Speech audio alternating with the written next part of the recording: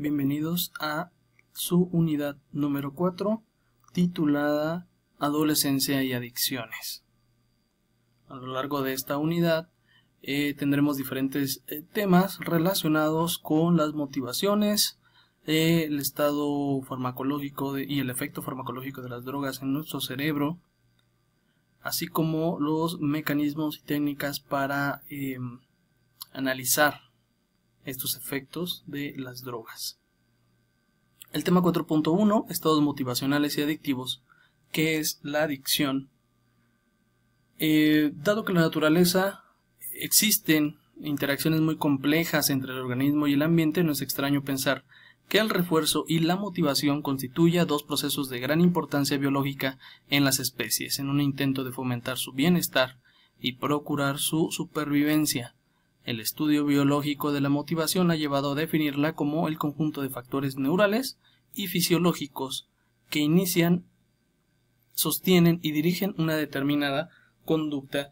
Todos, y aquí se muestra en esta pequeña tabla, todas las drogas sintéticas creadas por el hombre, así como todas las drogas que están en la naturaleza, como la marihuana, todas ellas, el mecanismo de acción lo producimos de manera natural en nuestro cerebro, y es por eso que todas esas drogas tienen efectos a nivel neurofisiológico y conductual en la persona que las está consumiendo.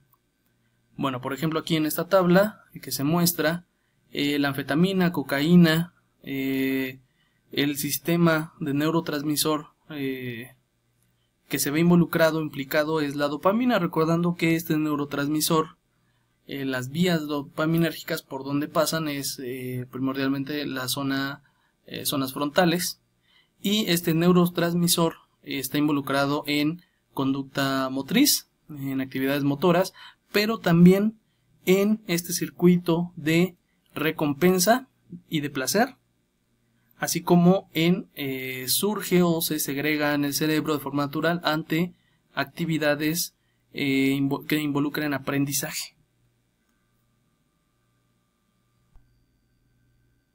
Cabe resaltar que los procesos reguladores de la motivación integran respuestas endocrinas, autonómicas y conductuales referidas tanto a estímulos internos como un déficit, puede ser un déficit de glucosa en la sangre, como externos, propiamente dichos, como pueden serlo el olor o la vistosidad de un alimento determinado. Los mecanismos reguladores fisiológicos que intentan paliar las alteraciones en condiciones internas, así como velar por la supervivencia del individuo y la continuidad de su especie, tienen tres funciones fundamentales. Se las comento rápidamente. 1 sería dirigir la conducta hacia un objetivo específico. 2, organizar secuencias conductuales dirigidas a una finalidad. Y 3, incrementar el nivel general de aurosal con el fin de mejorar la ejecución en el sujeto. Y bueno, todo esto van a verlo en este tema. Pasamos al siguiente, que sería el 4.2, modelos y técnicas de estudio de la adicción. El estudio de diferentes procesos y patologías en una aproximación experimental ha sido por medio de utilización de modelos animales. El hecho de que existan diferencias notables en la manifestación de estados internos específicos entre las diferentes especies comporta una dificultad añadida en la aplicabilidad de la validez aparente de un modelo animal. Y bueno, en este tema, en el anterior, vamos a analizar los diversos técnicas y formas de estudio de la adicción. Bueno, el tema 4.3, efectos del consumo de la marihuana sobre la toma de decisión, lo basé en un artículo que dejo en la bibliografía anexa a esta materia.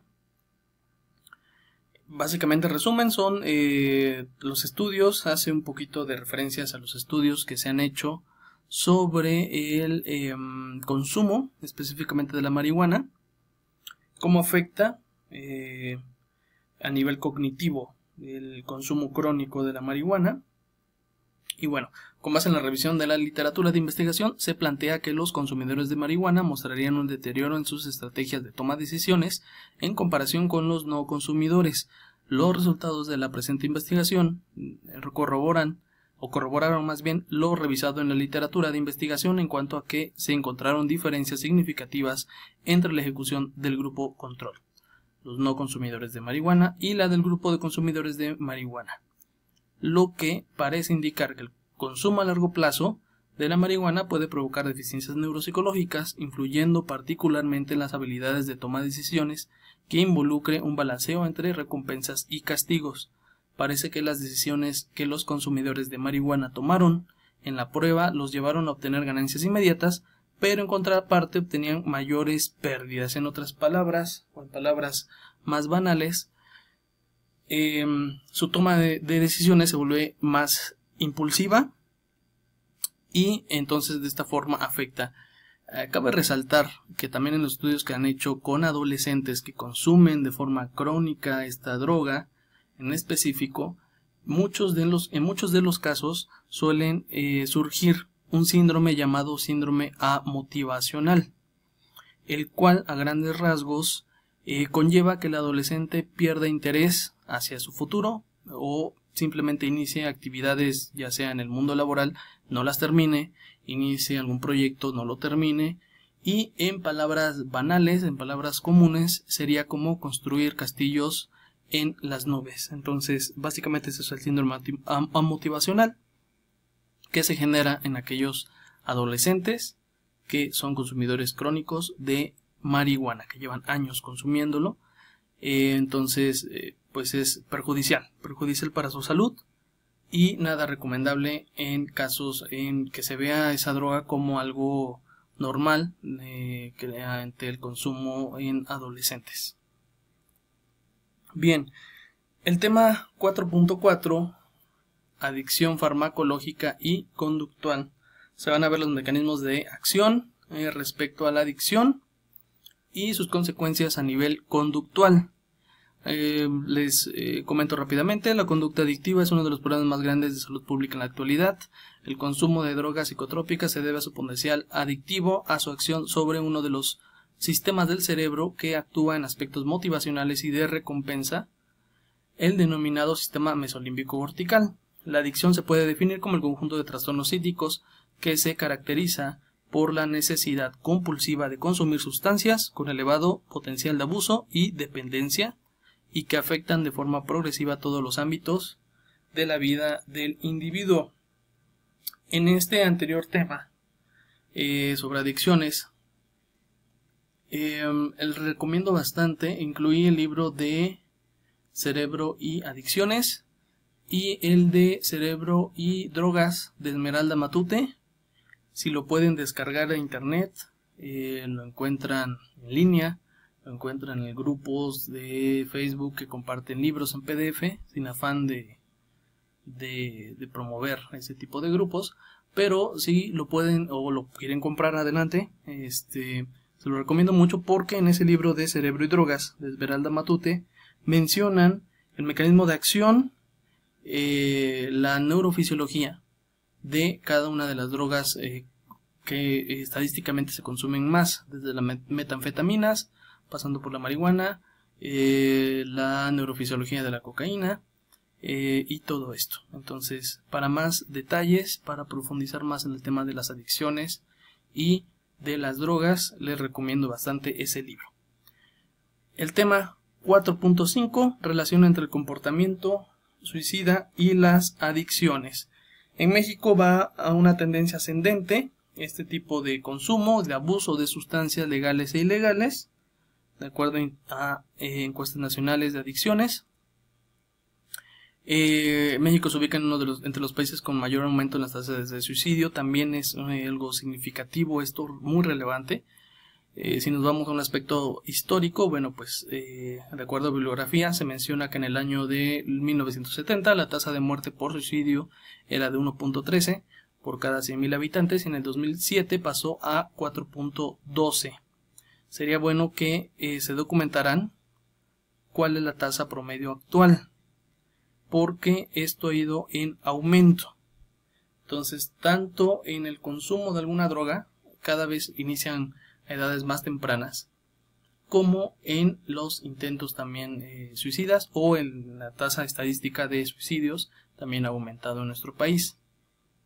De manera anecdótica les puedo comentar a grandes rasgos.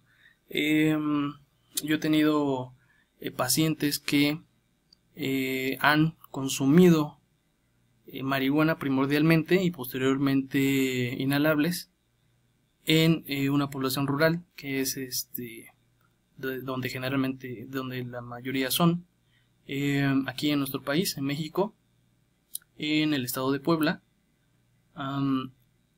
y lamentablemente inician el consumo de marihuana desde sexto de primaria, llegando a secundaria, y empiezan en segundo grado secundaria a consumir las famosas monas, que son thinner o pegamento que inhalan en una estopa o en un trapo. Entonces su consumo se vuelve aún más grave y se vuelven ellos más dependientes. Es muy difícil rescatar estos jóvenes. Se puede siempre y cuando se apoye en la familia. A veces se necesita que se internen, se rehabiliten, pero se puede lograr. Y también hay que mencionar, y por eso puse esta imagen, que hay ciertos síntomas conductuales, porque un suicida no solamente toma la decisión de un día para otro. Entonces hay síntomas conductuales que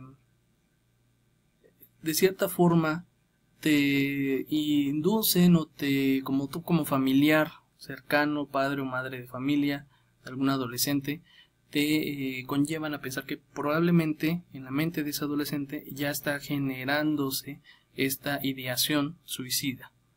Bueno, el comportamiento suicida incluye un amplio espectro de conductas descriptibles de acuerdo con su objetivo y letalidad, desde los pensamientos acerca de quitarse la vida y de hacer un suicida, la planeación de cómo lo va a hacer, la planeación suicida, la obtención de los medios para hacerlo y el intento de suicidio, hasta, como tal, el suicidio perpetrado.